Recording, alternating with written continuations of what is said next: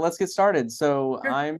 I'm Jeff Bratberg. I'm a clinical professor of pharmacy practice and clinical research at the Rhode Island University of Rhode Island College of Pharmacy.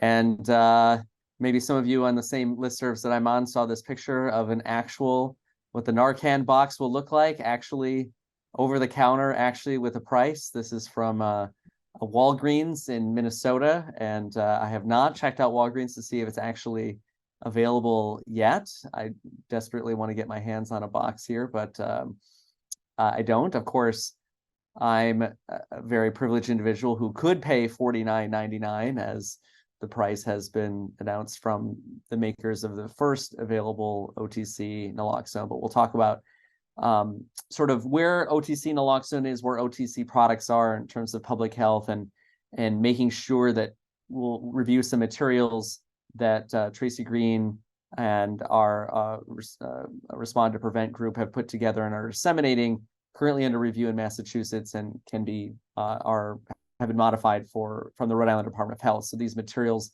to educate pharmacists and providers about OTC naloxone, try to dispel myths and things like that.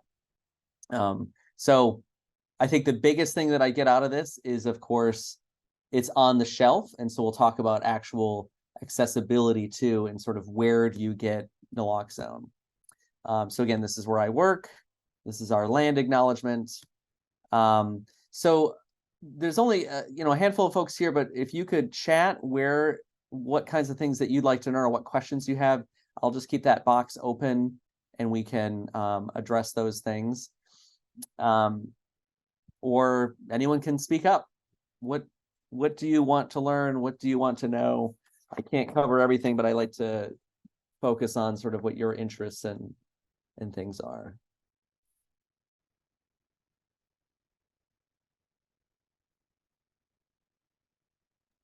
Hi, Jeff. I do. Great to see you. Yes.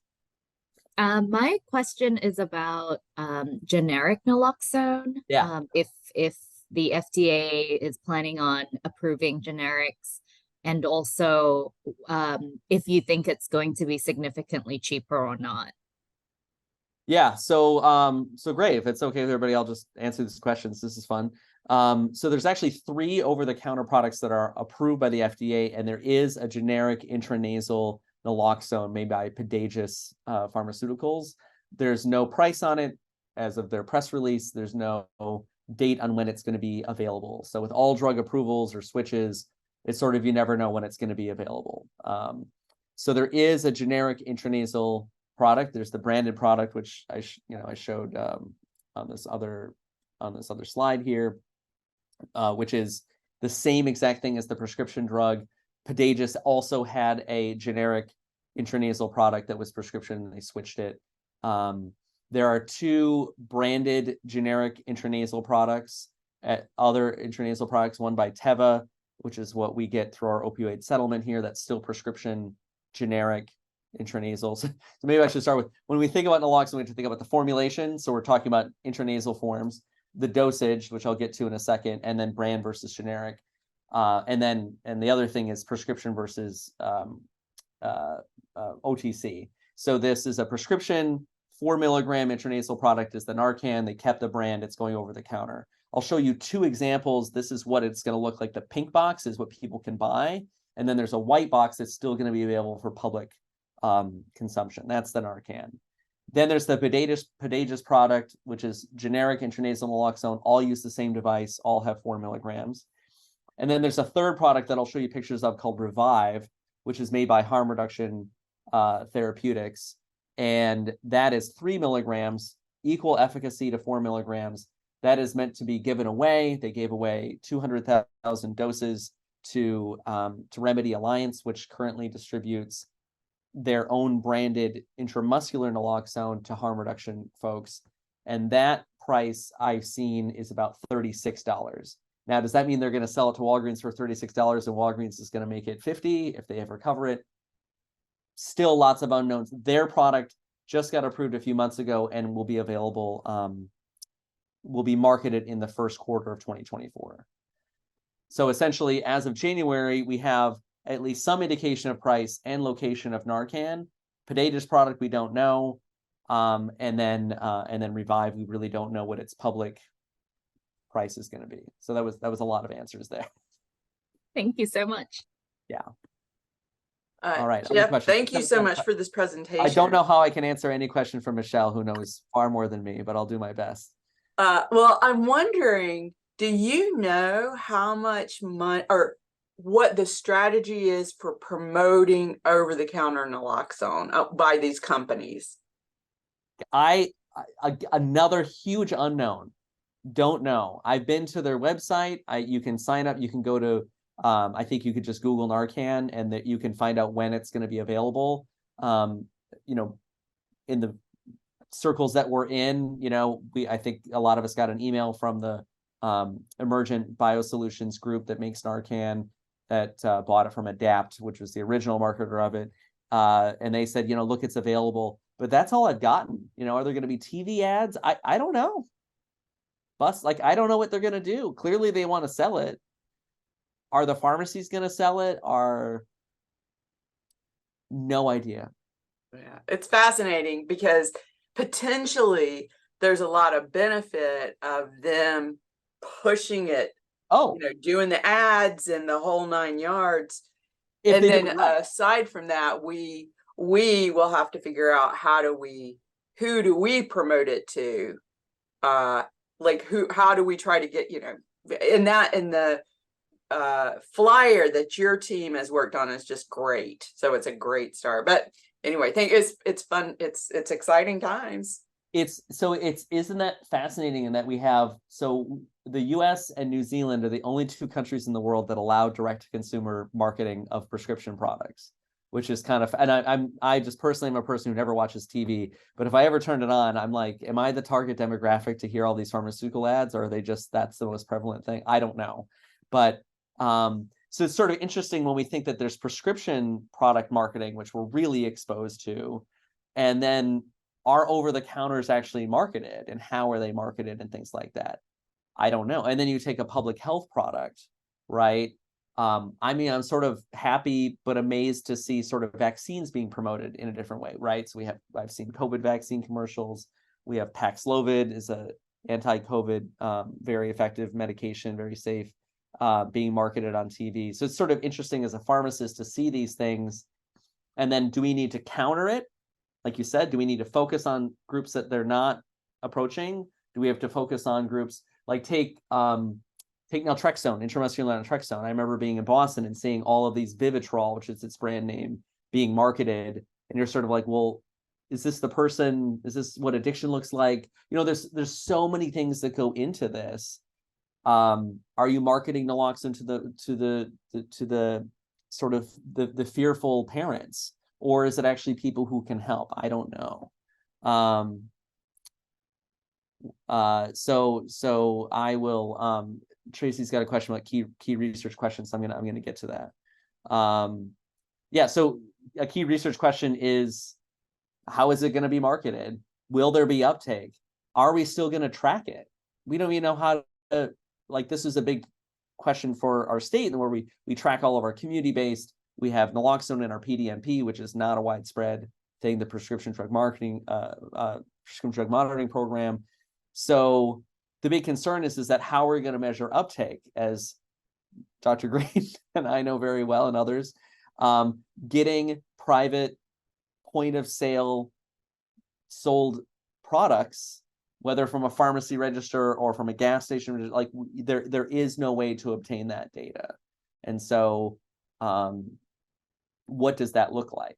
Should we be, right now, there may be actually legal concerns about how that information gets into those databases, or should we be changing the law right now in Rhode Island and other places to require that it's tracked, right? We could track COVID tests. Those are over the counter, but when the public health emergency was in place, by the way, that's the public health emergency for COVID. There's a public health emergency currently for opioids. So there actually is a federal mechanism to say, we're in a current public health emergency. We have been since 2017 for opioids. Maybe we need to force that tracking. The data is being collected at point of sale. in an anonymous fashion, shouldn't we be tracking what those trends are?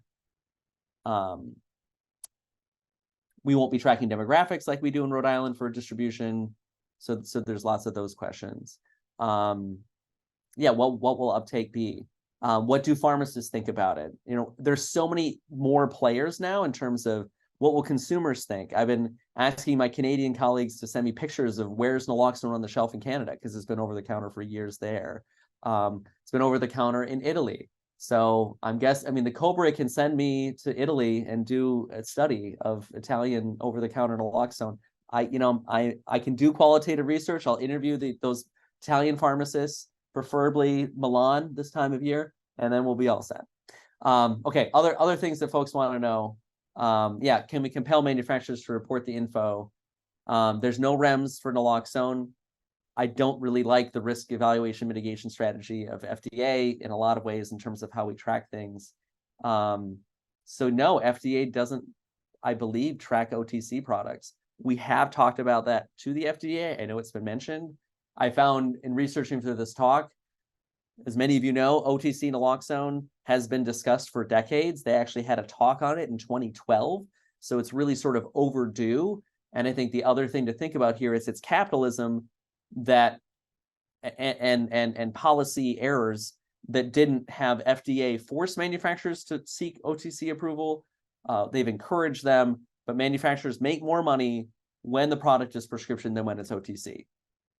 So it's only through, I really don't know why these products came about, competition, harm reduction therapeutics going. So those are other interesting so there's sort of those market promotion, market forces, capitalism, data tracking, and then what do people think? You know, will we walk into a pharmacy and see an end cap with naloxone, maybe also fentanyl test strips, maybe also syringe disposal?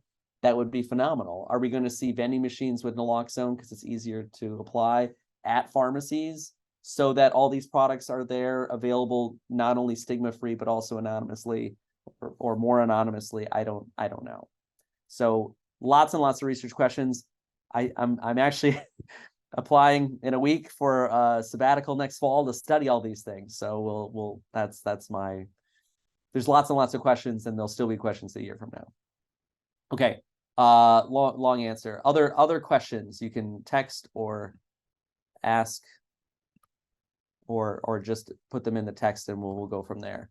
So I'm going to go through some of our materials here. So one of the things to think about, and I think Tracy brought up a good point about like requirements for OTC approval. It's really the main qualification is when you think of an OTC product or a device, and again, this is sort of a product and a device, can a person pick it up and follow the steps to do it? And so the data that was presented this spring at the FDA meetings was really all about how old or young or health literate do people need to be in different age groups. There were some groups that were missed there that were able to use this intranasal device and reverse an overdose. And the consensus among the committee was a unanimous committee decision for Narcan that yes, in the label they can do that. And I'll show what the actual box looks like. So when you look at that, when we think about other OTC switches in terms of safety and efficacy and able to be used without a professional, another research question is there are, I think I put it in a subsequent slide, there are still states that require pharmacists to be involved in naloxone counseling. So it doesn't say OTC naloxone, it just says opioid antagonist or naloxone. So are you going to have to buy an OTC product and then talk to the pharmacist based on state law in certain states? I don't know. That's another sort of legal gray area there. And we'll talk about insurance coverage and those types of things. So with some OTC switches, for example, Plan B, a pharmacy student, now a third-year Brown Medical School student, Kendra Walsh and I wrote a paper in Health Affairs, now it's called Health Affairs Forefront, called Plan N for naloxone, playing on Plan B. You know, when Plan B went over the counter, did we see greater uptake? No. In fact, Plan B is often locked up in a counter. It's not, you have to talk to somebody to get it. Plan B is a 3-day efficacy kind of drug. You have to use it within 3 days to prevent pregnancy. It's very expensive. It was until naloxone, it was the most expensive over-the-counter product. Other over-the-counter products are things like that have public health importance are nicotine replacement therapies, patches and lozenges and gum. Other products that aren't really that public health important are allergy medicines, which are proven to be exceptionally effective. Flonase would be the latest kind of steroid nasal inhaler. So we've had lots of different kinds of OTC switches, but they really don't happen that often. And again, it's really capitalism that drives that conversation. Any other OTC switches that you can think of, just put them in the chat. So I really like this. This came out on my birthday, of course, the New York Times. Over-the-counter Narcan can save more lives, but price and stigma are obstacles. So just because you increase accessibility does not mean that people are going to buy it. In fact, as a pharmacist in Rhode Island, I recall people's insurance copays going up, or doubling, I should say, to be that the copay for a prescription version of the medication was actually much more expensive than actually buying it over the counter. Prilosec is a proton pump inhibitor drug can be acquired as a prescription. It's half the dose as an OTC, so it can be available both ways. But there's no stigma against dyspepsia, right? So again, they did allow it to be a prescription, making it more accessible. Would you consider switches an OTC switch? Yeah, I mean, syringe laws, it's a whole other Cobra talk, as Tracy knows. I think people want to buy syringes. We are installing a vending machine that some of our grant money paid for here at URI. It's a health and wellness vending machine. We have over-the-counter products. We'll have Narcan, we'll have fentanyl test strips, we'll have emergency contraception, pregnancy tests, safer sex kits. So it's a very comprehensive sort of destigmatizing way, available in a 24/7 area. And I just got an email today saying, we're really concerned that there's syringes in your vending machine at URI. So we'll have more evidence there. We really need, if we can't have them in vending, I really find it unusual that someone can go in and get NPH insulin.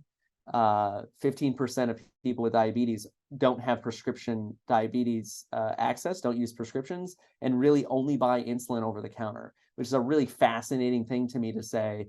Number one, why don't we have naloxone intramuscular available over the counter? Hasn't been applied, it's been encouraged.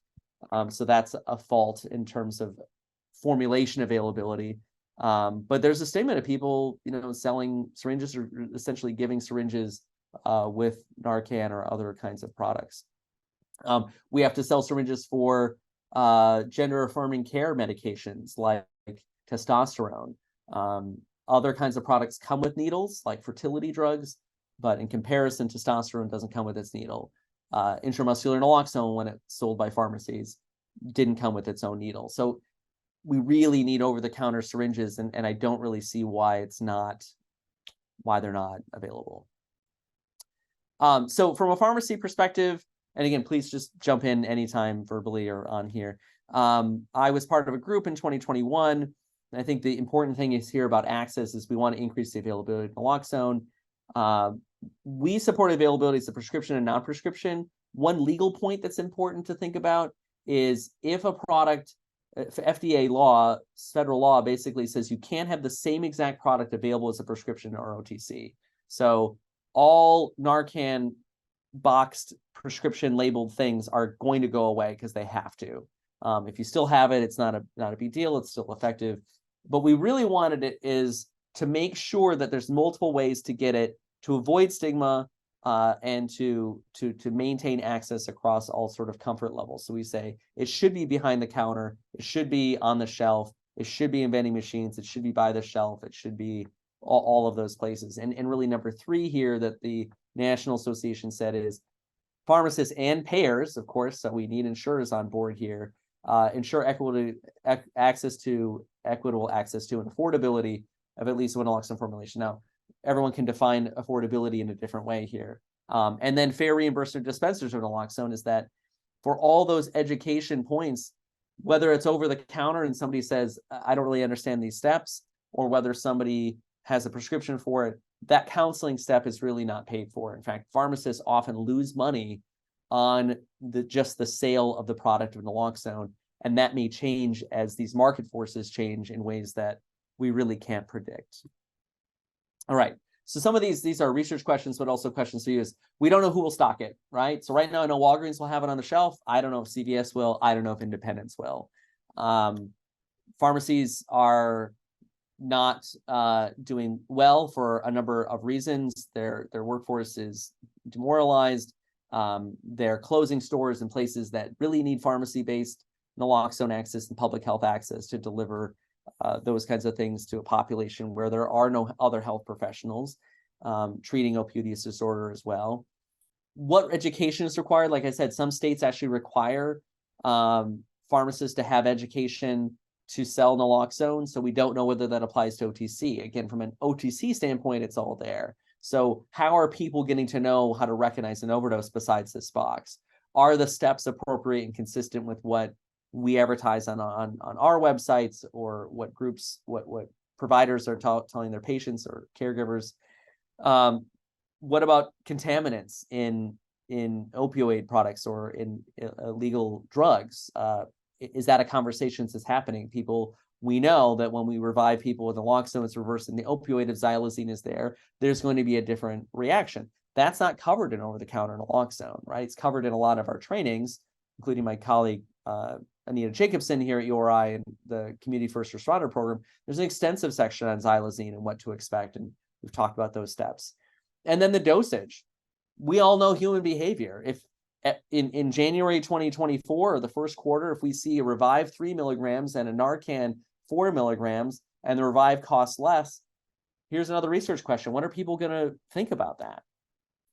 Big question that I have is, what about standing orders? So right now, to distinguish, and we'll talk about this, the guide, the infographic, the draft infographic that I'll show, it'll be a good way to discuss this, is that there's really 3 ways to get naloxone. You can get it from community distribution. It's still prescription, but standing orders allow communities, groups to distribute it, outreach groups. You can still get a prescription from your provider and pick it up from a pharmacy, have your insurance cover it. We hope still covers prescription naloxone.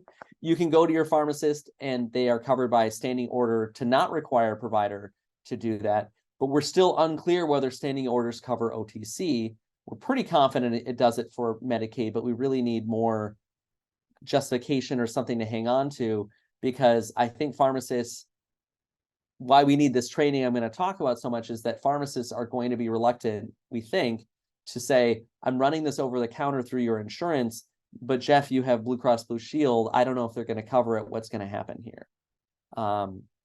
Will over-the-counter naloxone actually reduce stigma? Right? So we have all these layers of stigma, starting with the person themselves, their caregivers, their friends, people they may use drugs with, the people, and then society as a whole. If naloxone's everywhere, will it destigmatize? There are so many products, think of these products, right, on pharmacy shelves that used to be highly stigmatized. Only until the mid-90s were condoms actually advertised on TV, which is really interesting. Condoms used to only be accessible through the pharmacist. So imagine having, we're all far too young to have had those conversations if you wanted to have them or know somebody, but to have to talk to the pharmacist, say, I'd like that pack of condoms, right? Now you can just buy it off the shelf. It's not locked up. So we've destigmatized some of these kinds of things.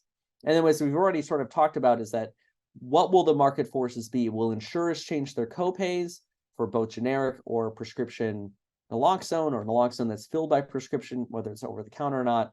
And then will there be more? Will Revive move Narcan off the shelves? We don't know. And actually, I meant to switch that. Is that Revive is the 3 milligram intranasal dose? Will that encourage more naloxone?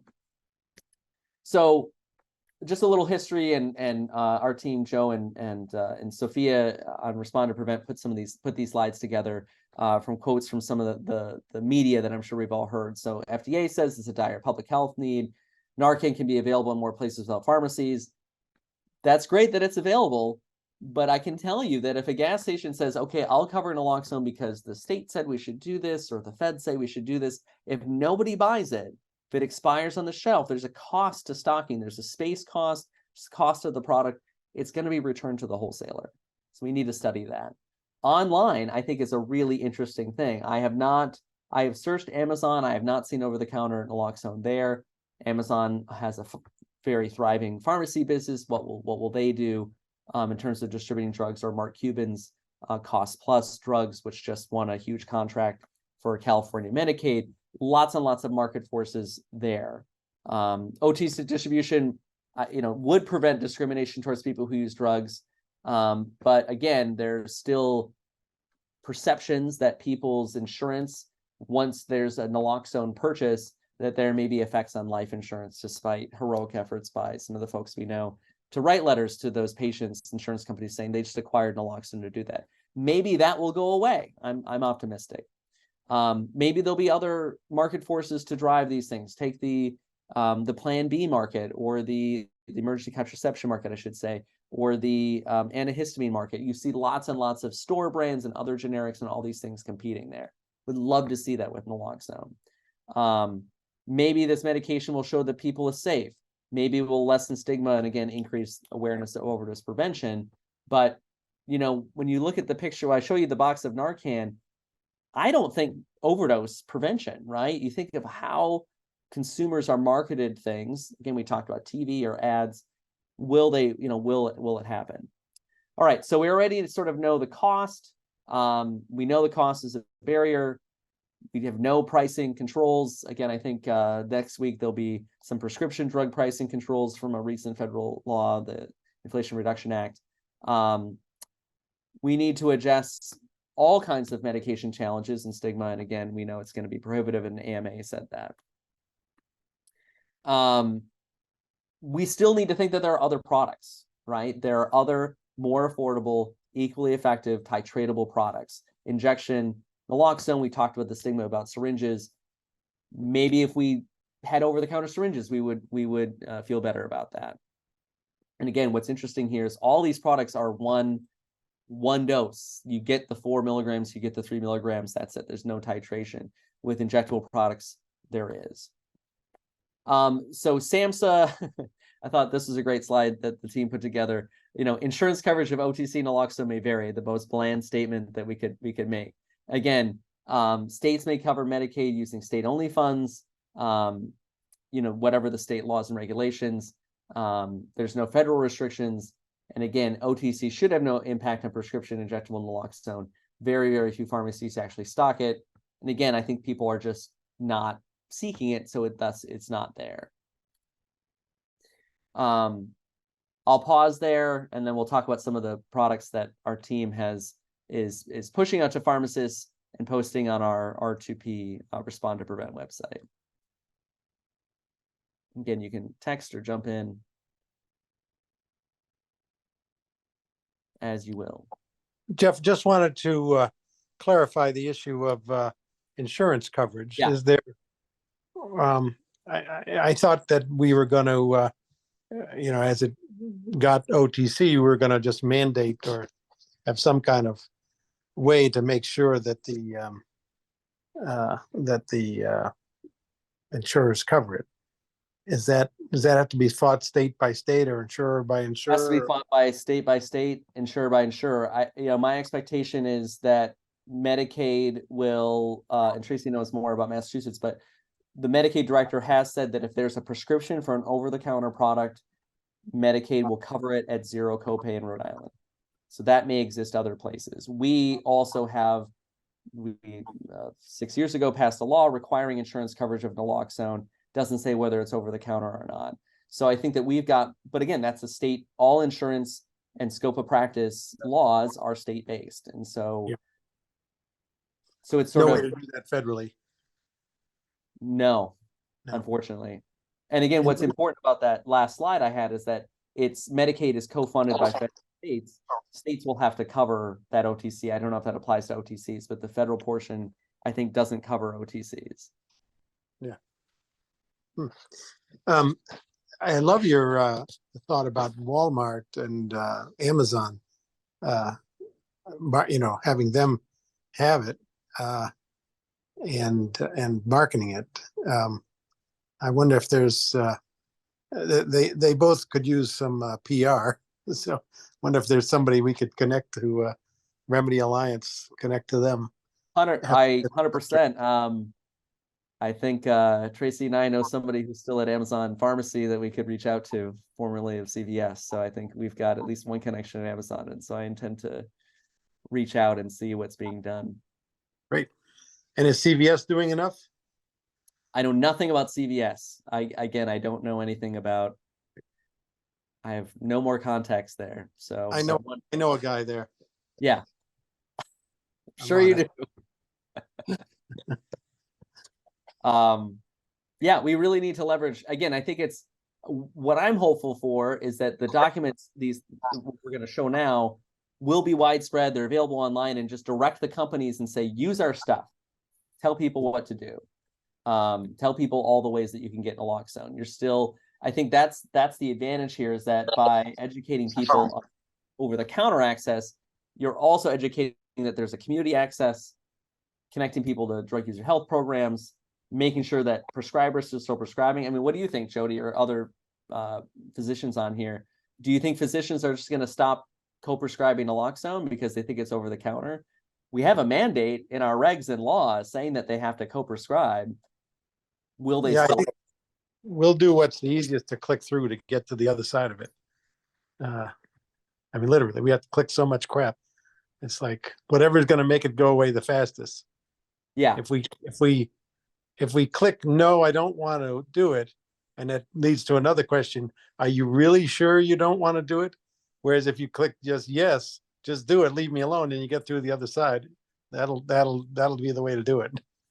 Yeah, and we have a head start, right? We're one of the first states to do that, and so we're 5 years into our co-prescribing implementation, and we still have very, very high rates of co-prescribing in Rhode Island. Some perhaps the highest. We don't really know, but that should be written up. There's a paper coming out that I review. Good, and we should try and see if there's been an impact too. Yeah, harder to do that. That's the Narcan sitting on shelves that no one's ever going to use. Right. I mean, we have a fellow who's going to investigate the 4,000 plus prescriptions, or 4,000 plus naloxones that were requested through Prevent Overdose RI. So that if you don't know, you can go to Prevent Overdose RI and you can do Anita Jacobson's training, and you'll get naloxone sent to your home. So we have sort of a lot of info on folks who have requested naloxone, probably more than some of the larger national groups, but I can't speak to that. I did have a patient. I did have a patient who, went to the pharmacy. She's got a lot of medical problems, and she's on chronic pain, high dose prescription opioids. And she gets home with her shopping bag full of refilled medications and pulls out this thing and says, spray it in your nose. She opens it up. She sprays it in her nose. She called rescue because she was feeling so bad afterwards. Oh, okay. So we need more education. That's right. All right. So again, this sort of summarizes. This is a memo to pharmacists and maybe providers. Again, this is specific for Massachusetts. Just talks about some of the things we talked about, the products that are there. It's a key strategy. We want to mitigate stigma, so we just say that. We have a picture that it's on the shelf, and again, understanding that we can still access free naloxone through many ways and where it's located. Again, we talked about costs. Oh, I'm going to go here. Concerns about the financial burden. So one thing that Tracy confirmed is that the 4 milligram will be zero copay under state standing order. They'll cover OTC Naloxone. We're verifying that information. We know it in Rhode Island. The other thing is that flexible health accounts and healthcare savings accounts was brought up on a naloxone call in Rhode Island, and to say, we really need to market that to cover this copay, right? Because you may say, oh, that's a $50 copay. Even people who are still using it for buying over-the-counter products or all the things that really are allowed. We really need to talk to insurers and those HSA and FSA vendors to say, you need to, I have an HSA through Rhode Island's, I'm a state employee through my state insurance. My HSA doesn't say anything about whether it covers over-the-counter naloxone. It's not technically out yet, but I want to make sure that it's covered. And maybe there's another advertising way to say, hey, if you don't have naloxone already, use your funds to do it.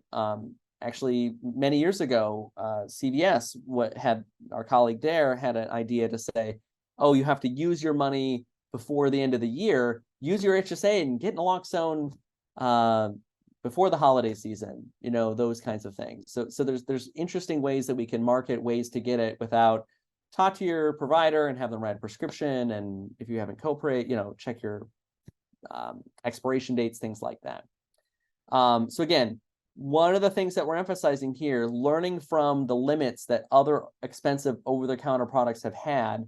A pharmacy student and I went to about 12 different independent pharmacies, almost all of them in Rhode Island, small state.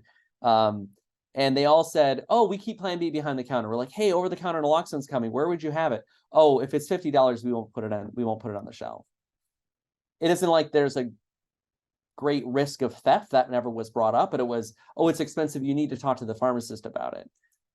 Walgreens at least is going to have it on the shelf. I think that's important. And then again, not having it locked up like formula or toothbrushes or again, Plan B. Again, one of the things we also say is, yeah, have it behind the counter. One of the things I think of in a pharmacy is looking at nicotine replacement products. CVS doesn't have cigarettes. That's an obvious thing, but to say, where are those public health products? Yes, I'd like to get it. Or having it right at the counter where you have, we talked to some advocates a long time ago, and they said, I would love to be able to run into a pharmacy at the counter, grab it, ring it out in an automated, setting and run out. Again, if you have money to do that. Again, don't have exclusive behind the counter access, have it available in multiple ways. And then again, that's the front stores there. And then the educational resources we'll talk about here. So this is after all kinds of great feedback from lots and lots of people. Originally started from my student, Bryn Rosepars, who's a fellow studying global health at a pharmaceutical company. So you're all experts. Tell us what you think. Again, the emphasis here is that we're emphasizing free community access, both intramuscular and intranasal forms. Pharmacies can cover both insurances. And then again, we have this retail price, the HSA accounts, and then where can you get things? Vending machines, or service programs, health departments. This is that community access. Pharmacies, you can request it with or without a prescription, request it in the drive-through. And then the over-the-counter is where all the counters are. Still talk to your provider or pharmacist for education. Again, really emphasizing that. And then at the Good Samaritan law, you still have legal protections if you possess it. So that's always one of those things. Our second page of this offers the free community access resources intended to be a tear-off, something that people can take with them. Again, you can scan to find out more info. You've got phone numbers. You've sort of, in this example, it's different geographies here. And the Rhode Island Department of Health infographic will have very, very similar information, but with sort of a different look. So the other important thing that we learned from our past studies in Rhode Island and in other states is that pharmacists need and love to have job aids and information, both around naloxone and other things.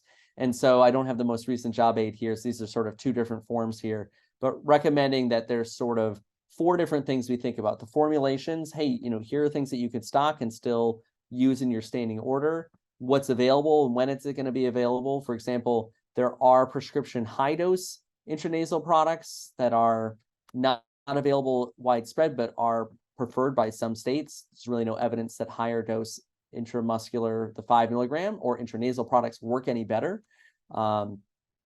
Anonymity. So again, that's the big advantage of being able to see it on the shelf, buy it. You don't have to talk to anybody, follow the steps.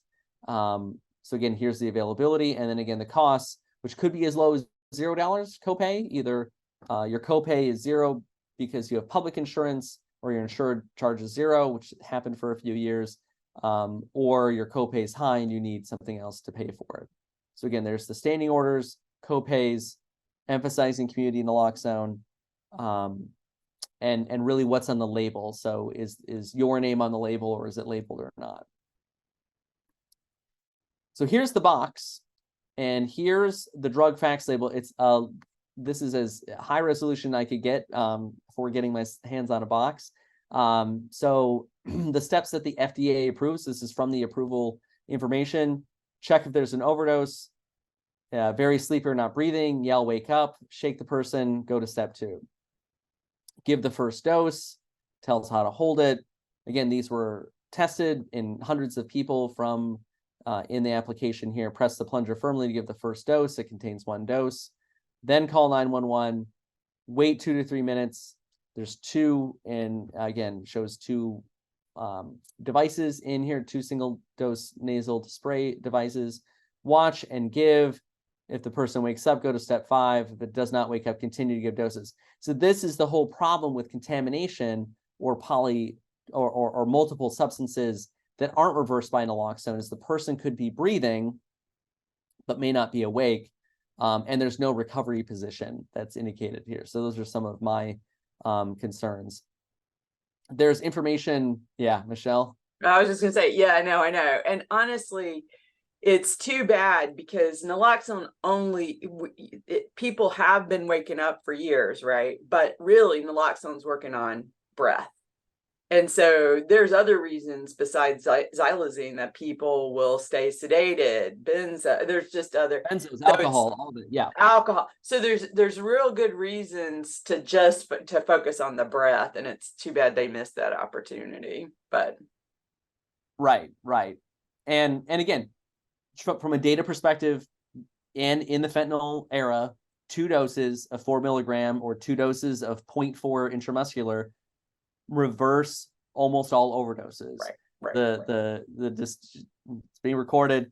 You will always read in the media that 8 doses were given. That's great. That shows that there's lots of naloxone, that first responders have it, the caregiver has it, the person who's with the victim maybe has it. And so they're all going to give it in this emergency situation. They're going to give all the doses that they have, right? Waiting 2 minutes is an eternity. We know that if you've done CPR for 1 minute, for half a minute, you're tired. Like it is an emergency situation. And so it's very important on breath.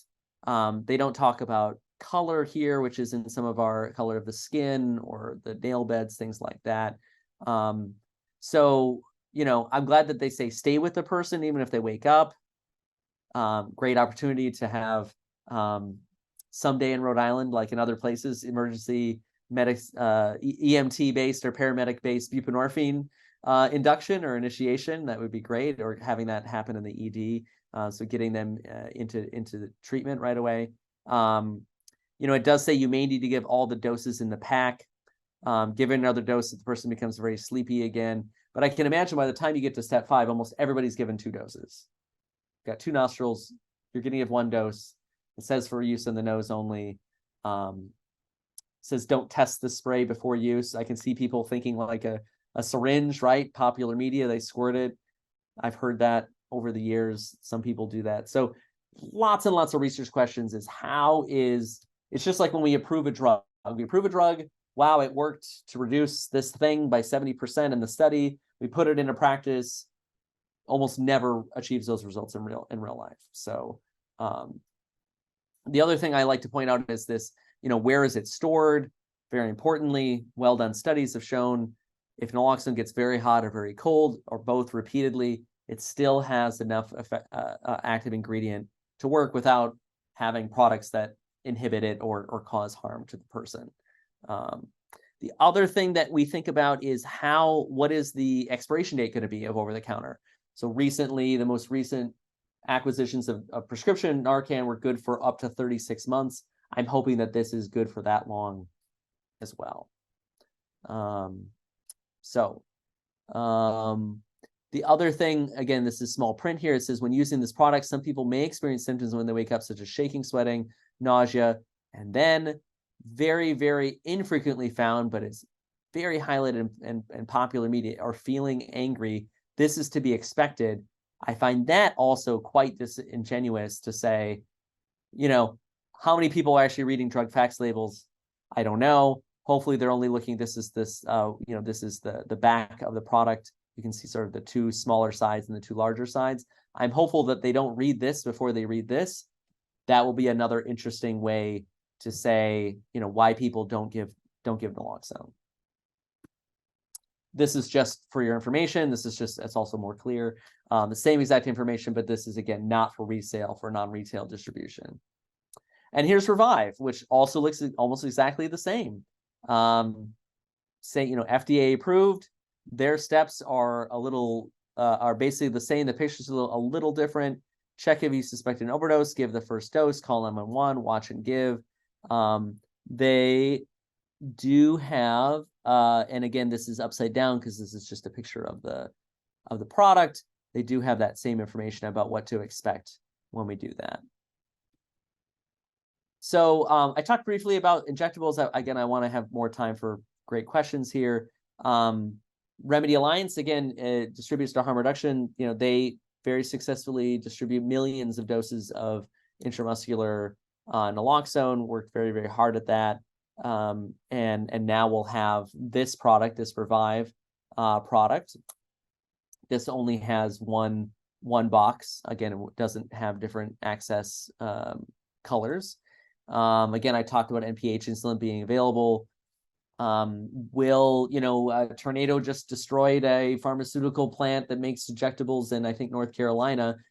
And so we always have this huge problem with shortages. I'm sure some of you personally and professionally know we have an ongoing ADHD drug shortage. And so that's caused lots of problems. And I was going to talk about other countries, but I'm sort of out of time here. So I'm going to stop sharing and see what other questions or concerns or research thoughts that people have.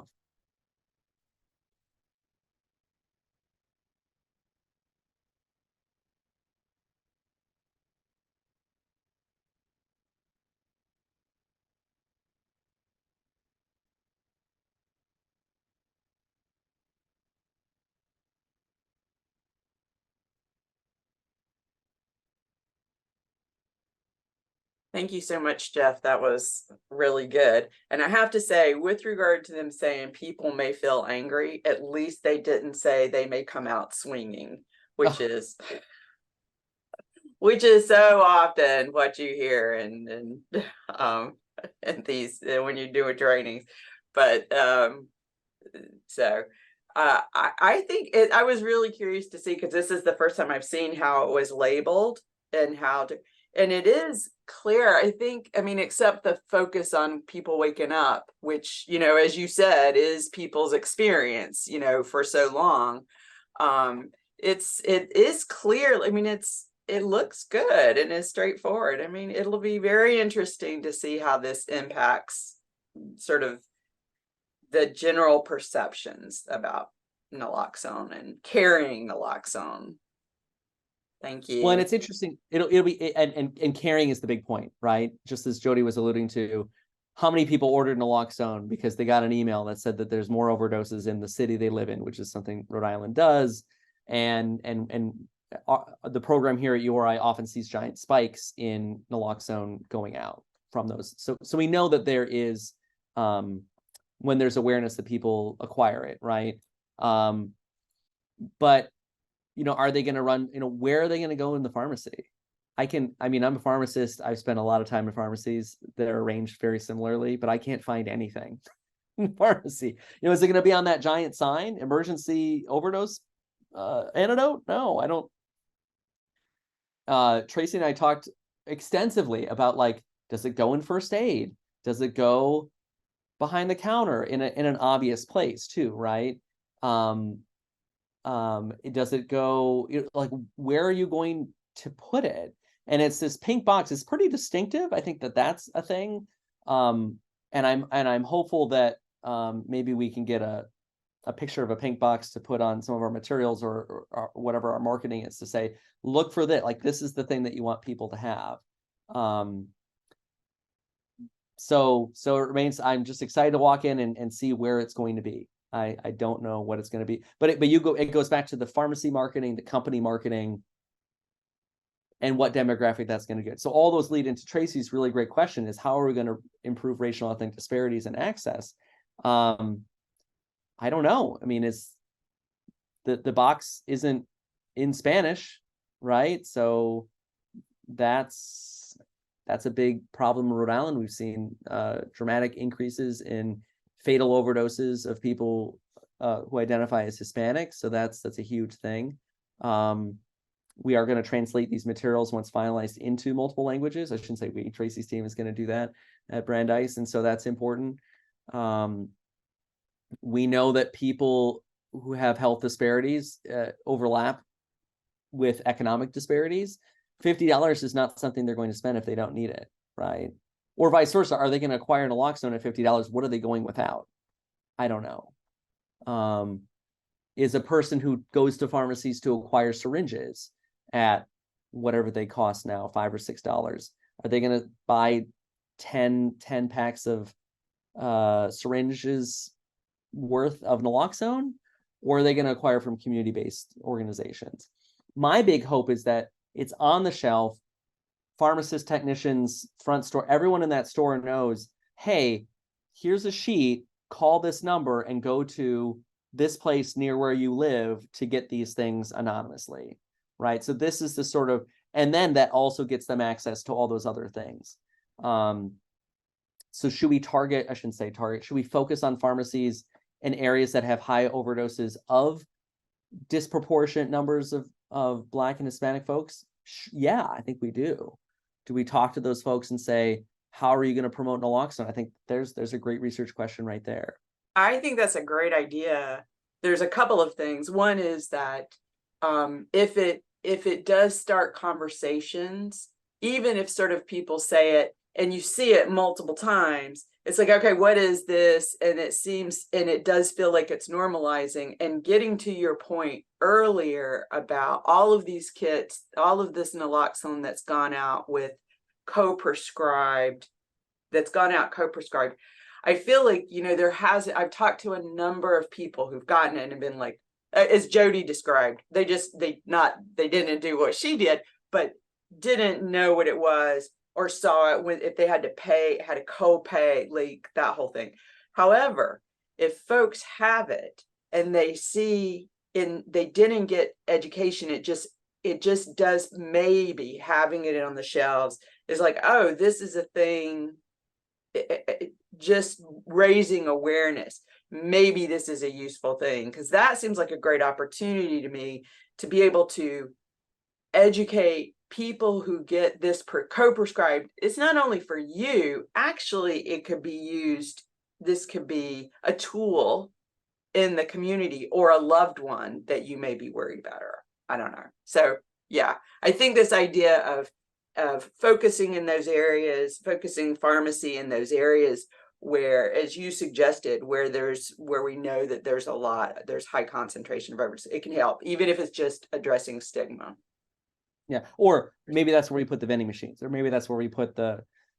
I mean, that's a strategy that's I think part of our strategic plan, is really using data to drive that.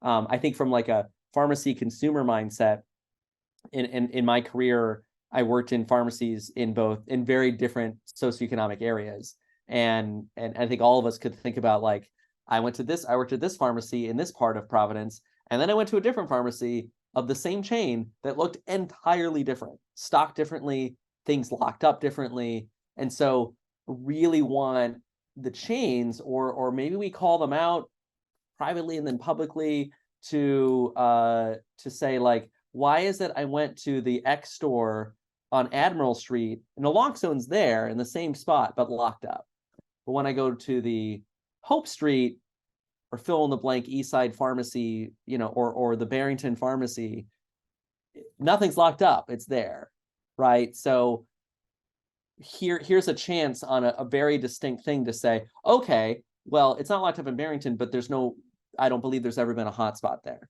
Okay, I'm glad that it's available, destigmatize it, fine.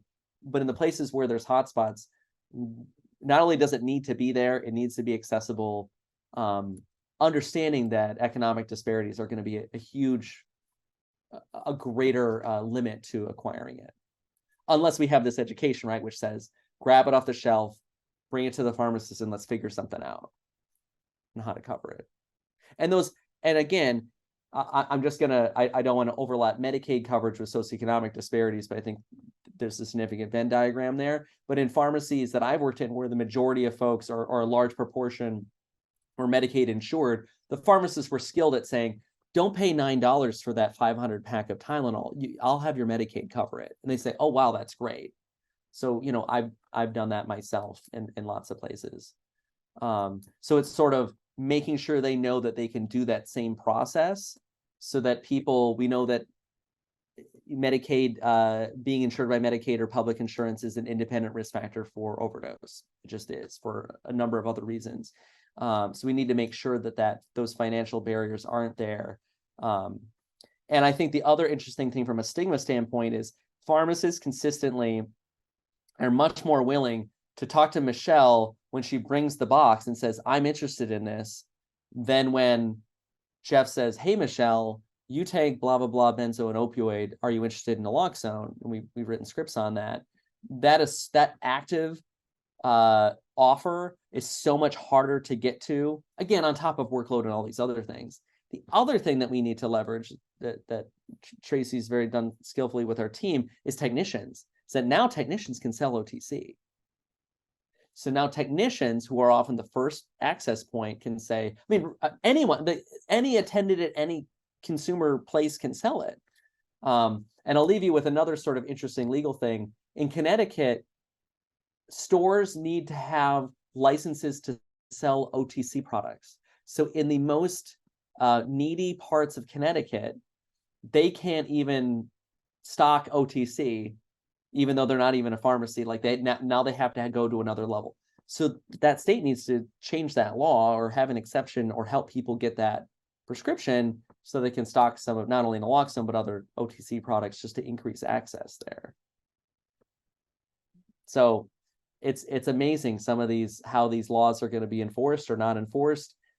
Even a law that's not enforced, perception is that I can't do it, right? So lots of follow-up.